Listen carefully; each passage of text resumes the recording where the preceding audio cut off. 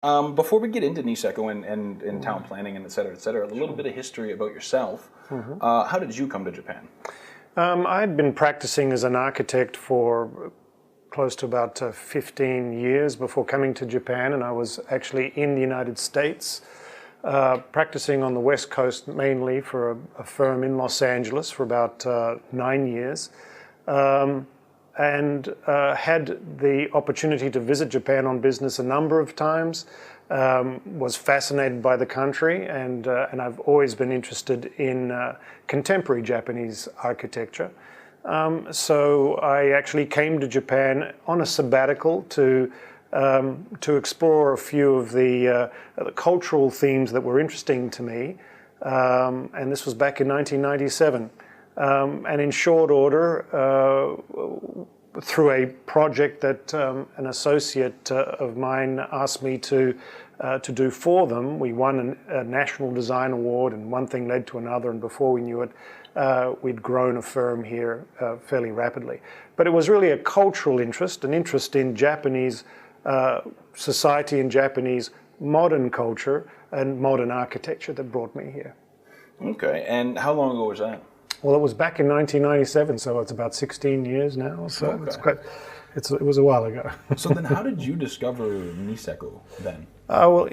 Interestingly, we were invited to include we were invited to a competition in Niseko for a large resort project in Hanazono. We discovered Hanazono by visiting the project site while we were doing our due diligence for this invited competition, as architects do.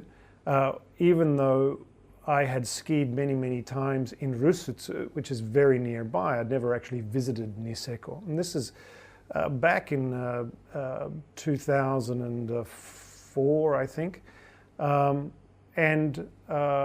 And we ended up winning that competition. It was a design competition, as I say, for a new resort master plan and resort architecture. And in the course of that work, of course, we explored every inch of Niseko, as we do as architects, and discovered an extraordinary landscape, an extraordinary environment, and tremendous potential in an area that was previously quite underdeveloped and still undiscovered. And then from then on, basically the ball had started rolling in terms of international attention. Yeah, partially true. Actually, the ball had started rolling even before my first visit to Niseko. At my first visit to Niseko, we discovered that there were already in place primarily young Australian entrepreneurs who were setting up companies there, from adventure sports companies to shuttle bus services to assist foreigners visiting the area who would otherwise, back in those days, find it difficult to access the place if they couldn't speak Japanese. But even more significantly, a couple of real estate developers who hopefully they will not take offense at me saying that they were, of course, amateur real estate developers. They did not come as professional real estate developers, but they saw an opportunity to create the kind of accommodation that was missing, designed specifically for the kinds of visitors that were beginning to come.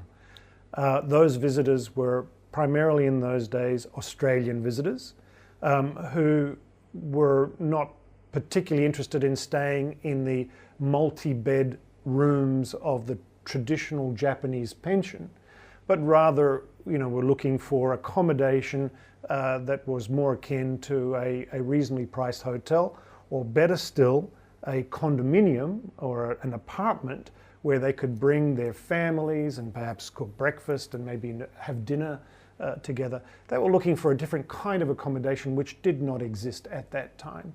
And these entrepreneurs recognized an opportunity to create this kind of accommodation, started with 1 or 2 or 3 apartments, very quickly sold those, and then built 6 or 10 or 8, more. And then every year they were able to bring online more and more accommodation. So they really founded the international part of Niseko.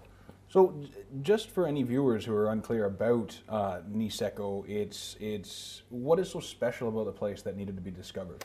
Sure. I mean, this is the fundamental draw for Niseko has always been for the Japanese visitors and now the increasing number of foreign visitors. This remarkable phenomena that produces around 15 meters of powder snow per annum. 15 meters of snow. Now think about that. Powder snow. And that is regular, it is predictable, there is no risk that it will not snow.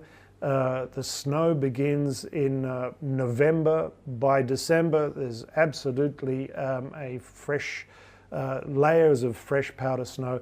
And basically it snows right through to April, May of the following year. And that's a combination of geographical and climate factors, right? That's from what correct. I've understood, it's partly jet stream, partly there's the mountains that basically push the snow and keep the snow coming during that season. Yeah, it's a complex system, but basically it's the cold air coming eastwards from the Siberian geography over the warm Sea of Japan, where moisture rises up into those cold masses.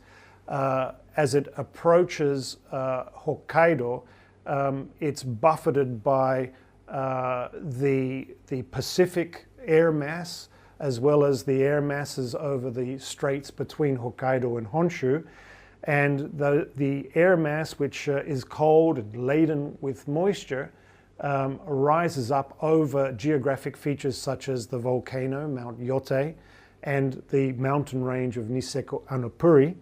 As it flows between those two mountain ranges, or between those two geographic features, along this valley, and rises, dumps the snow. So it's a combination of these colliding air masses, which are moisture laden and being impacted by the natural mountainous geography of southern Hokkaido that produces this snow. And the culmination of all of this is actually a really uniquely, like on a global scale, a very unique phenomenon that allows so much fresh powder so low to the ground. That's correct. The elevations above sea level are quite low, so we don't have altitude issues. It snows not because we're high above sea level. It snows because of all these other aforementioned geographic features. So we have the ability to ski in deep powder snow at levels from 300 meters above sea level to 1,300 meters above sea level. So that's one aspect that is quite unique. The other is that the snow, apparently according to some experts, contains a higher degree of salt, because it's primarily sea water that is being absorbed into the air masses. And that salt content apparently, according to some experts that I've spoken to, produces or enhances the dry, powdery characteristics of the snow. So for all of these reasons, which are better understood by people more qualified than me, the snow quality is unique, the snow depth, the amount of powder snow is extraordinary, and the amenity that it provides, the predictable long season amenity of fresh powder snow, was and has been one of the major driving forces behind increasing visitorship to the area. So when we say discover Niseko, we're actually not talking about this barren landscape. Actually, I mean, there were people there, and what was discovered was, I think, what we're referring to as like the economic potential of bringing a global audience to a potentially new ski resort area. Right. There were Japanese people there before the Australians found it. What did they make of this? I mean, were they the farmer types, or were they the entrepreneur types? What were the local Japanese there doing with this opportunity? Well, look, that's a very good question, and let's remember that today there's 1 million visitors a year to Niseko. Of those million visitors a year, only 100,000 at the moment are foreigners. The number of foreigners is increasing. That 100,000 has been a very rapidly increasing number, whereas the number of Japanese visiting has been very steady.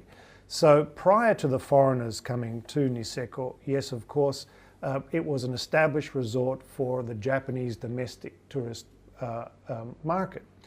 But the Japanese visitors traditionally have very different expectations to foreign visitors. So the Japanese are content typically to buy a package tour from a JR station in Tokyo or Nagoya that includes a pension accommodation, which includes breakfast and dinner, ski hire and lift tickets. And that is the kind of visitorship that was happening before.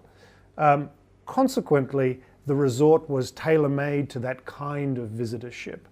The mountain, well, in part, the resort was a number of disconnected, disparate lift systems. Tokyu, a railway operator in Japan, owns one slice of Niseko Mountain. Chuo Bus owns another slice of Niseko Mountain, and so forth. And previously, those slices weren't connected. Each one sold their own disparate ticket, and if you strayed into someone else's system, you'd have to buy a ticket to get back. So highly fragmented. It was highly really fragmented. localized. There was really no integration of no economic integration, and in some ways no physical integration of these disparate resorts. But that was sort of okay for the Japanese visitors who bought these package deals from those transportation companies in the first place. Now, so, you know, Niseko did have a limited number of restaurants, few, because, as I say, most people ate at the hotels. They didn't wander about town looking for bars or looking for F&B opportunities after a day's skiing. They pretty much skied all day, retired back to their hotel, ate in the hotel, took an onsen in their hotel, and smoked cigarettes, and then collapsed in a heap to start the next day early in the morning from that hotel. What the Australians brought to the equation was a Western concept of a ski resort, where essentially you come to not just ski, but to have a really good time and to eat and wander about and go to bars and to meet people, to have a social experience, a spontaneous social experience. And what that then entailed was a transformation of the physical environment up there to accommodate those needs. Number one, it became clear with these more sophisticated expectations of foreign visitors and the increasingly sophisticated expectations of Japanese visitors too, that this disconnected series of disparate mountain slices was just no longer tenable. And so Niseko United was formed to create an interconnected series of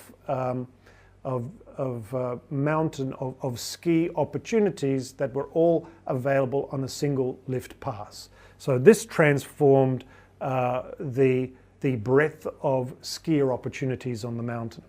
Secondly, with the advent of more bars, more restaurants, more cafes, more eating and dining and shopping opportunities, driven in large part by foreign entrepreneurs who recognized the demand and fulfilled that demand by setting up initially small and then increasingly larger operations. The landscape, the physical landscape of, say, for example, Hirafu Town, one of the main villages in Niseko, transformed into a place of a lot more variety and promenading in the evenings and people walking around after a ski day. So all these physical changes came about as a consequence of the foreign entrepreneurs recognizing foreign expectations and building to them. Well, when you say came about too, I mean there's still more to come. I mean, Yes. in terms of what I think, in terms of making Niseko as a fully fledged international ski resort, what can you tell us about your involvement in bringing it to where it is today, and where you want to see it go from now? Well, look, that's a good question, and actually our involvement was initially from being hired by a large Australian corporation to master plan a ski resort, a very large ski resort at the base of the Niseko Annupuri mountain. In other words, essentially a new town, a new village. We were hired to design a new village that was part of this overall lift system. And that has evolved into being master architects for PCPD, a Hong Kong-based company owned by Richard Lee. So while all this was happening, other major international developers have stepped in. YTL from Malaysia purchased what was the Prince Hotel in Annupuri, which had been then sold to Citigroup, that turned it into a Hilton hotel, and now that has been purchased by YTL, who are a very large resort developer in Southeast Asia, and their intention is to further expand it with a new village in Annupuri. Again, it's all connected to the Niseko United Lift Pass system. It's all part of the Niseko system, but their intention is to expand it. And other significant developers have come in from Asia, from China, and have purchased large tracts of land with the intention of developing larger scale and 5-star quality resort hotel accommodation in this area. So our involvement has been in parallel with the influx of professional deep-pocketed real estate developers who are part of this new generation of developers, who are taking Niseko into the future. Their projects will define what Niseko will become over the next 10, 15 years. Their projects, which are much larger in scale to anything that's happened in the past, will essentially be the new Niseko. The DNA of Niseko is still there, but they're fleshing it out with their resources. Very interesting point there. I mean, what you basically said in a nutshell is there's going to be, the future of Niseko is dependent on a lot of heavy foreign investment. Yes. How is, and earlier you mentioned as well on the ski lifts they were fragmented. I mean, when we say Niseko, we're actually talking about 3 different townships, right? Well, actually even more than 3 different townships. In fact, we have a drawing right here. If we could zoom in on that, that'd be great. This is the Niseko Annupuri range, mountain range, and at the base of it is the main village, which is Grand Hirafu, or Hirafu village. But there's also, in this area called Higashiyama, the Hilton Hotel and what we're now calling Niseko Village, and an expanding village that is being driven in large part by YTL's operations. Then in Annupuri, which is owned by Chuo Bus, but has multiple ownership of all of the base real estate by a handful of developers, mostly international developers, is also expanding rapidly to become a larger village in and of itself. Next door to that is Moiwa, which has always been a small village, again, working off of the same mountain, but that recently has been purchased, large tracts have been purchased by foreign developers from Hong Kong and Singapore, and they are also rapidly expanding their operations with the intention of increasing the size of the village there. And then at the other side of the mountain here is Hanazono, which, as I mentioned earlier, we were hired to master plan, and we are now the master architects of a very large project that is in construction and that is scheduled to be built over the next several years in phases. Hong Kong developer Richard Lee, PCPD. And so, as you can see, Niseko Mountain is the product of six significant urban places that are all expanding in their own right.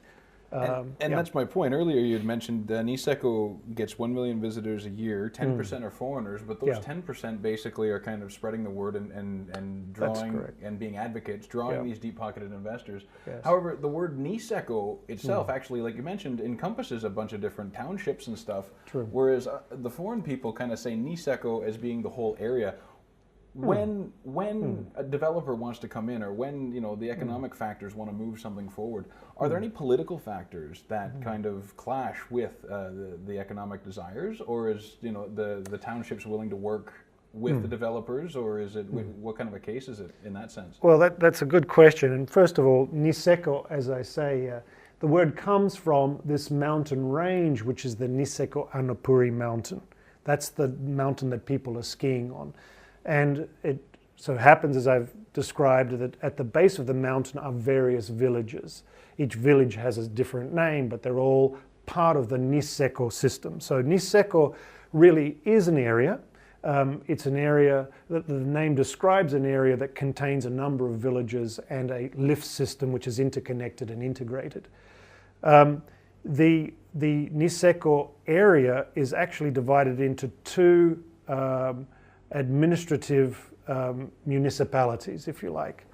One is Kuchan town for the northern half of the Niseko area.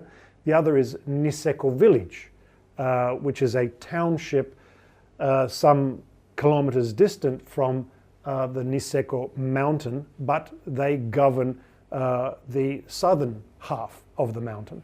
So, and those are two political entities that are quite different in character.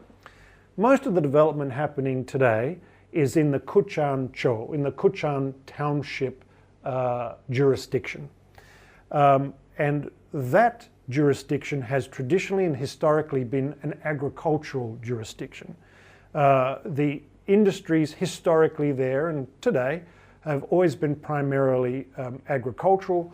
And so the sensibilities of the people and of the governance of the town and the mayor and so forth is let's say, less internationally focused than you might expect for an area that is becoming increasingly an international destination.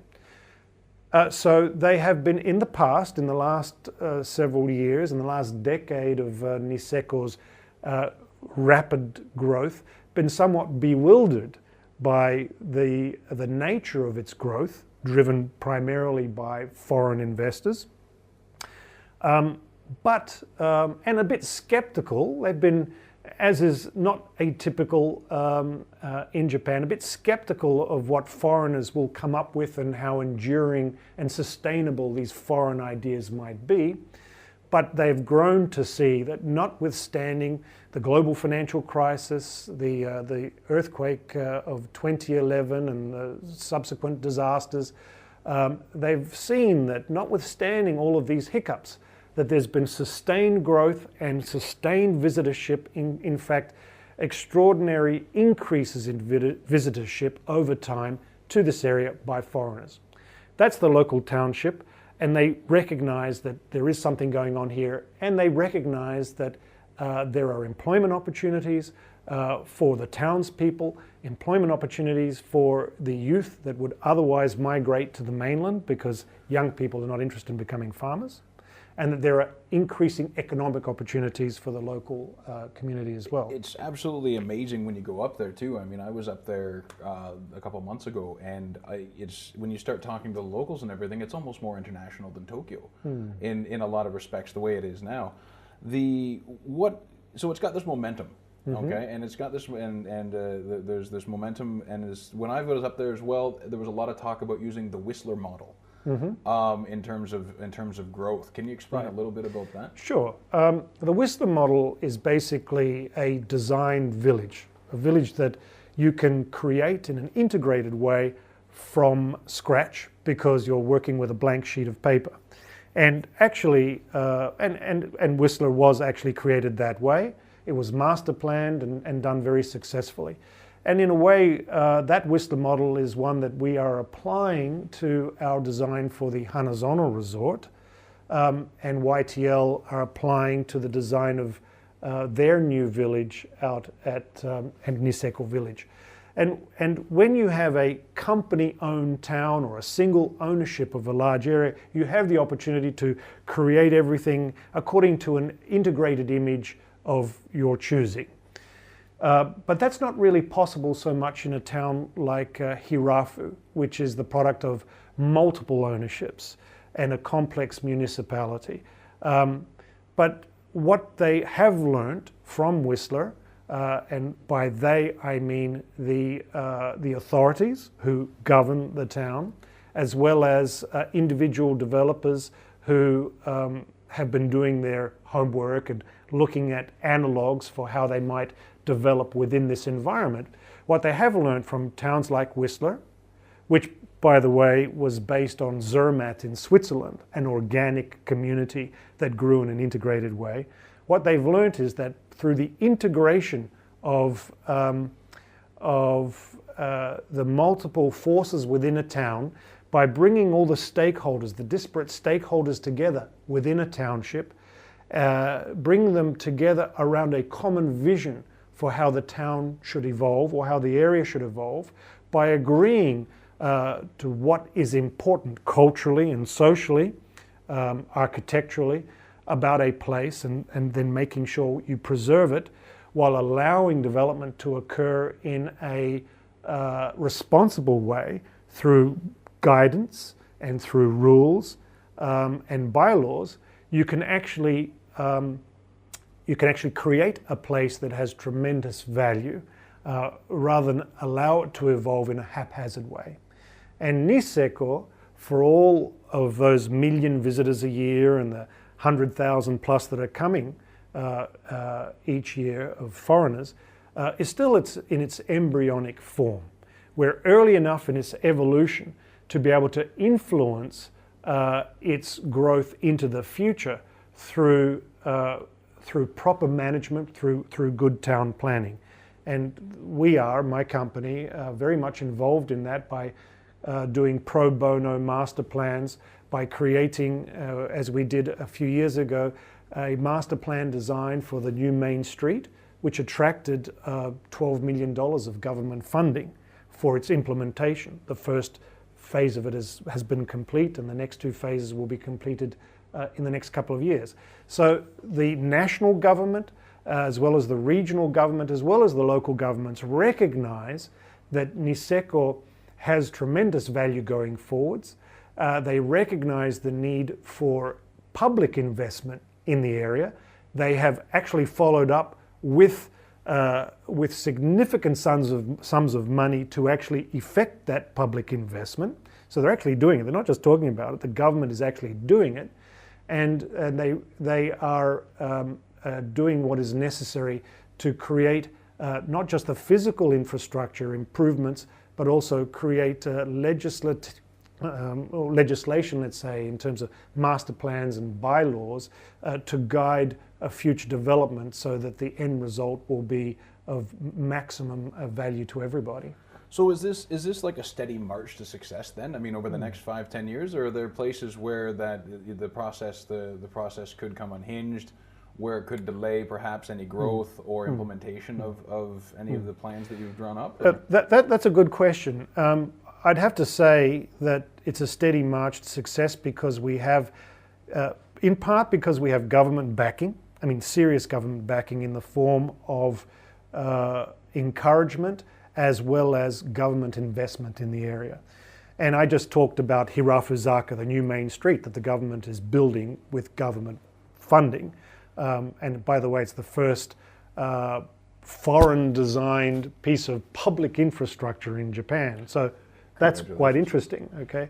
But we also see the government investing in the Shinkansen that will bring Tokyo to within 3.5 hours of Niseko once it's completed.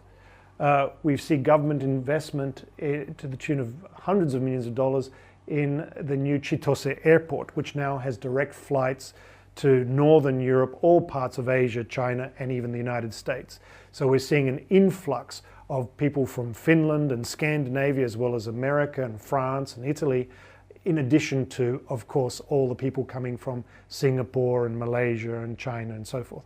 So that's one aspect that will give this a high degree of sustainability going forwards. The other is because there's an enduring capability on the part of the individual investors, the individual real estate developers, that has been tested pretty thoroughly over the last 5 years. Again, I mentioned the global financial crisis, the Tohoku disaster, Fukushima. These were major hits to the Japanese economy. They were major hits to the global economy. And discretionary spending, tourism are one of the first things to suffer when you have these kinds of significant economic catastrophes. And what we've seen is a rapid bounce back, notwithstanding the gravity of those events. This area, and proven by the visitorship numbers, has bounced back significantly. If we can zoom in on this, actually, right here, this is a pretty significant slide that we have. Right. This is visitorship from 2001 to 2012, foreign visitors to the Niseko area. And it went from about 5,000 visitors, foreign visitors, in 2001 to close to 100,000 visitors in 2012. What we see a dip that happened in 2007 and 2008. This is the global financial crisis, the GFC. And then it very quickly bounced back the following year to where the graph, basically the curve, essentially remained untouched. And then another very steep incline as a result of the primarily the 2011, a decline because of the Tohoku disaster. But then after the Tohoku disaster, look at that, that's just like meteoric right there. Right.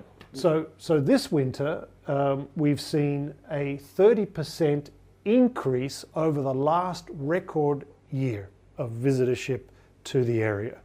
So, what we're seeing, if we average this out, we see that there is a sustainable, steady growth that somehow manages to deal with significant economic disasters and natural disasters of an epic scale.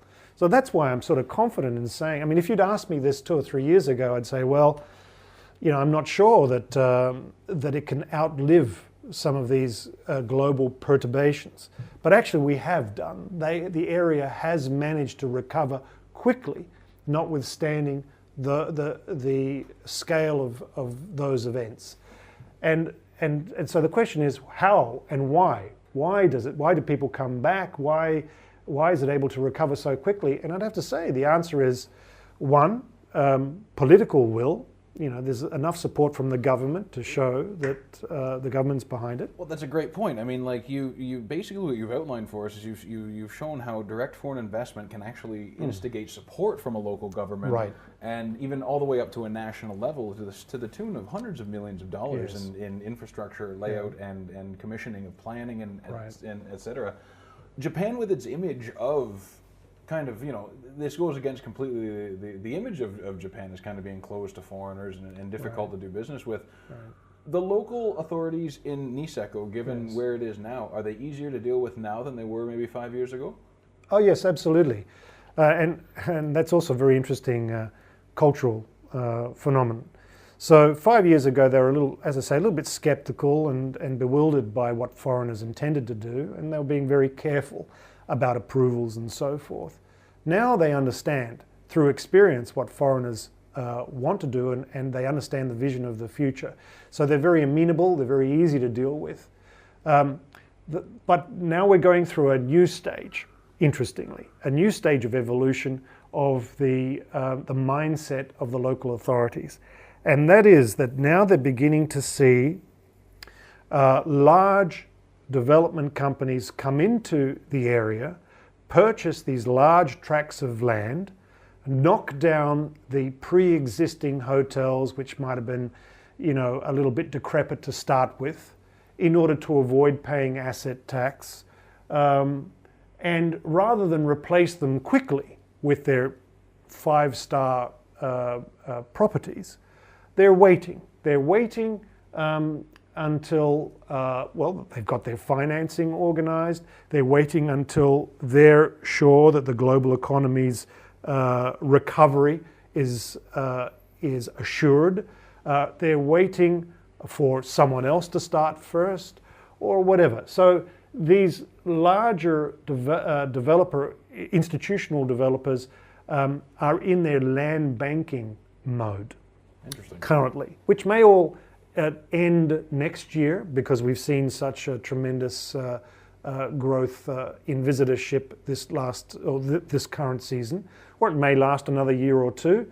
But what the local authorities are realizing now is that foreign development compulsion is not the same as Japanese development compulsion. In Japan, when a developer buys a piece of land, you can bet he's going to put a building on it pretty quick smart. And all the laws and the rules and the regulations in Japan are designed to accommodate that rapid turnover of buildings. What they're not used to is people buying land and then sitting on it for years at a time. So they don't have the protections in place to assure that an area will retain its energy, its social electricity, if you like, through constant renewal and constant growth. So the local authorities now are becoming a bit skeptical of institutional investors who are coming in and requiring commitments by those institutional investors to develop within a certain time frame. Let's say they're experimenting with language in requesting these developers to move forwards within a reasonable time frame. Is this in the shape of a bylaw, or is this in the shape well, of that's what they're talking laws, about or? now. Okay. Those requirements aren't in place. At the moment, it's in the shape of memorandums of understanding, MOUs. Okay. At the time of purchase? At the time of purchase, especially if the developer is wanting to purchase some government-owned land as part of their acquisition, or if the developer is looking to enhance the infrastructure to service their land or whatever. There's always an interdependence between larger landholders and the government or the local authorities because of infrastructure requirements and permit requirements. So currently there's been an evolution of the language of memoranda of understanding to encourage developers to build within a healthy time frame. That may result in the next few years possibly in changes of legislation, maybe changes of tax laws that as they exist today encourage land purchasers to demolish buildings that are not performing well rather than hang on to them. But rather demolish them in order to achieve certain tax advantages, and then let the land lie fallow until they're ready to replace those buildings. So new laws may well assist these developers in retaining those buildings, even if they're old and they're not generating much in the way of revenue, but still are part of the social environment of these villages. Retain those buildings until such a time as it's convenient to knock them down to make way for the new development. So there's a process of tweaking local codes and of tweaking tax laws and legislation to arrive at what everybody wants in the area, and that is to maintain and sustain an energetic, vibrant local economy and vibrant social landscape in the area. So it's an evolving process. So it's a steady march to success. It's seen its ups and downs, but mainly ups. Foreign investment, it's a story of foreign investment that has spurred local support to bring it to where it is today. This Niseko is the most fleshed out model of foreign direct investment in Japan that has the most tangible effect on a location. Yes. Where else can this model be applied to in Japan, do you think? Is there any other potential hot spots that you could apply the same type of thing to? Yeah. Interestingly, Hakuba in Nagano is another area where foreign investment has been in place for several years now. And in fact, a lot of the Australian entrepreneurs that came into Niseko back in 2001 and earlier and saw the rapid rise of value as a result of the changing of the branding, let's say, of the broadcasting of the new Niseko brand, they saw an opportunity in Hakuba, in Nagano, to do the same thing.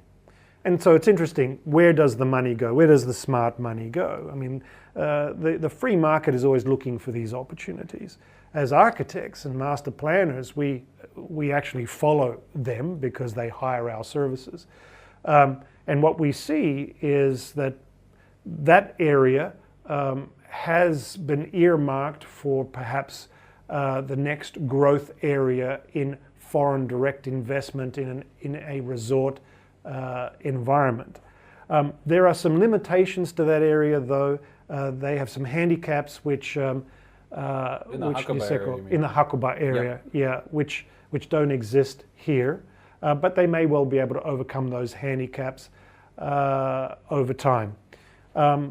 As far as other ski resorts are concerned, we haven't seen much success or much evidence of foreign direct investment yet in alternative locations. Even if it's not a ski resort, is there anything south, more closer to the equator, that you can see perhaps some Okinawan potential or something in Kyushu? Yeah, well, certainly Okinawa is a logical destination for foreign direct investment, except that Okinawa has its own challenges with respect to the participation of the local government, and also Okinawa has always been a popular tourist destination for the domestic tourism industry. So in Okinawa there are already established Japanese development companies that have built up an infrastructure of tourist-related resources, primarily aimed at the Japanese market. For foreigners to come in and compete maybe is a little more challenging. One of the things about Hokkaido, Niseko in particular, is that the Japanese institutional developers haven't really done much up there and are not doing much up there yet either, for various reasons.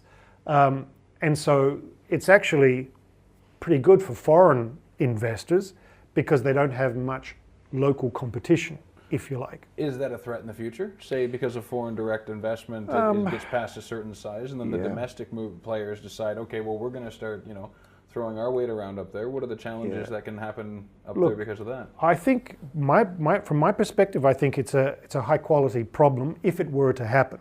I see no evidence of it happening yet, but if it were to happen, I think it would be very good because the institutional domestic development companies like Tokyu, for example, that own one of the lift systems and that own one of the hotels there, they know that the landscape for them in the future has to be of a much higher quality than what they had conceived of in the past. If they are to invest in the area, they'll be building to international standards, not domestic standards. They will be contributing to the area in a way that is compatible with Niseko's international brand image. It no longer has a local brand image. The expectations have become more sophisticated. and therefore Japanese developers will need to conform to those expectations, which I think is good. Look, competition is good, whether the competition is coming from abroad or whether it's coming from the domestic market. It all drives improvement. I just don't see it happening yet from the domestic side. There's been no evidence of that yet. Interesting. So you've got a situation in Niseko as well that also solves the demographic issue too. I mean, earlier you had mentioned that because we've got a lot of great tourism and facilities here, needs creating jobs, creating opportunities. The young people are actually staying in Niseko as well. How excited is the government on all levels about that demographic reversal of what's happening in the rest of the country? Look, they're very excited. They're extremely excited. They understand it. The numbers are clear.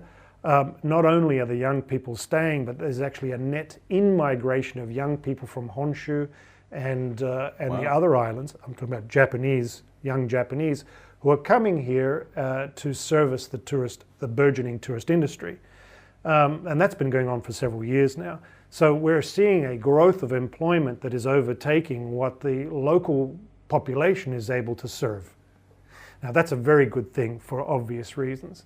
In addition to that, the local agricultural producers, and this is really key, they're so proud of their products there. They're so proud of their potatoes and their corn and all their wonderful agricultural produce in the area. They are seeing that foreigners, especially foreigners coming from Asia, from Southeast Asia and the Far East, they're seeing these people come to enjoy Japanese restaurants, Japanese produce, Japanese foodstuffs. And they do. The culinary arts are a particular orientation of Asian visitors. And what they see is an ability to showcase their products in this area.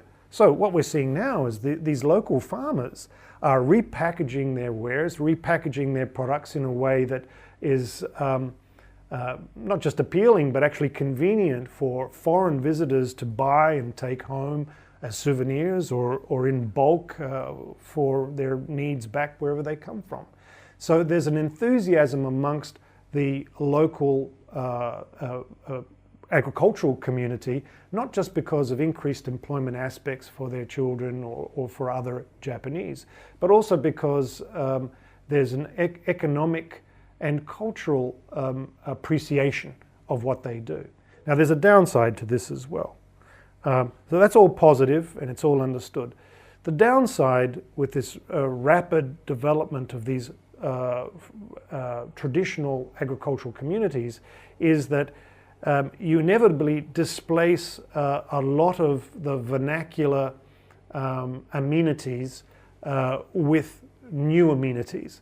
So whereas before you may have had a traditional Japanese restaurant in a pension building on the main street, the restaurant run by the grandmother of the owner of the pension, the grandmother who goes to the coast every morning to get fresh seaweed for their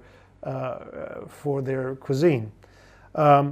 Suddenly they find themselves sitting on a piece of property that's worth 40 times what they paid for it, and for whatever reason they decide to sell. Well, typically they're selling to a foreigner who sees that property being on the main street as underutilized, and they will replace it with a building of higher and better use. This is free market economics at work. And yes, they may well have a retail component within that larger building. It won't be a pension, of course. It'll be a series of apartments with a retail space on the ground floor. That retail space demands a certain rental income to justify its existence. The grandmother in her restaurant can't pay those rental rates. And so what may well go in there, and what we've seen go in, are things like perhaps a pizza restaurant or some other perhaps Western branded restaurant, which displaces a traditionally vernacular idiosyncratic Japanese restaurant. So this is one of the darker sides of this development scenario, is that unless you can put protections in place to preserve some of the characteristics of a traditional Japanese community, which may not be revenue generating in the sort of stellar way that some of these other uses might be, then you may lose those Japanese characteristics. It's a complex formula. Yeah. It invokes images of colonization. I mean, well, in some, not to that extent, but I mean, like, not to the extent that it was in a historical sense, but you've got the traditional kind of being replaced with, you know, the big flashy pizza shop and et cetera, et cetera. Are there some people there that have that kind of that attitude to it? Yeah, look, to some degree, yes, there's a certain amount of colonization that's happening. It's not all negative. There's a self-correcting aspect to it too, because as I say, a lot of the foreign visitors are not coming to eat pizza, and they're not coming to eat Indian curry. They're coming to eat Japanese food. And so what's happening is that young or strategically capable Japanese entrepreneurs are opening Japanese restaurants that can cater to those foreign needs and producing Japanese food of you know, very good quality, but doing it in a strategic way. So, for example, with a bilingual menu that previously didn't exist, therefore immediately accessible to foreigners. So these opportunities are available for Japanese entrepreneurs, and we're seeing an influx of these young Japanese entrepreneurs who are creating, or let's say, they are expanding the menu of choices available to visitors from a Japanese culinary tradition. But the downside is only that they have to operate within a new economic reality. Rents are going to be higher, their revenues have to be higher. They have to be more clever about how they appeal, how they make money, how they run their businesses. They have to be efficient. They have to market their services. You know, so it's an evolution of a system that is driven in large part because of these colonizing forces that are impacting the economy. Okay. Well, we've pretty much gone over everything there. I mean, is there anything you'd like to say to sum up what we've talked about? Is there more agricultural opportunity or land that's in other areas that are good for development? Well, look, in a different way? Or? Yes. Well, I can say that first of all, what we're seeing there in Niseko is an interesting model of development that involves, or that's actually been, let's say, catalyzed primarily by foreign investors, by foreign entrepreneurs who recognized an opportunity that prior generations of inhabitants hadn't recognized. And the net result of that is the projects, for example, that we're working on and other architects are working on, which is really interesting buildings, really interesting planning projects, really beautiful resorts. We're seeing an amelioration of the built landscape in the area. Dowdy streets with overhead power lines and slippery sidewalks or non-existent sidewalks are now being converted to become much more beautiful, much more user-friendly, much safer, much more attractive urban environments with beautiful buildings, with international architecture, and a broader range of amenities and opportunities for Japanese visitors as well as foreign visitors. So there's an amelioration of the natural, of the cultural environment. The natural environment is not suffering because, you know, Japanese environmental laws are strong enough to protect them, and we have to apply those laws to any building or resort project development that we conceive. In fact, what's happening is we're further bolstering the integrity of the natural environment by having the economic power that private development provides us with to enhance the natural environment, to protect it, to create the infrastructure necessary to further protect the natural environment. So it's a good thing.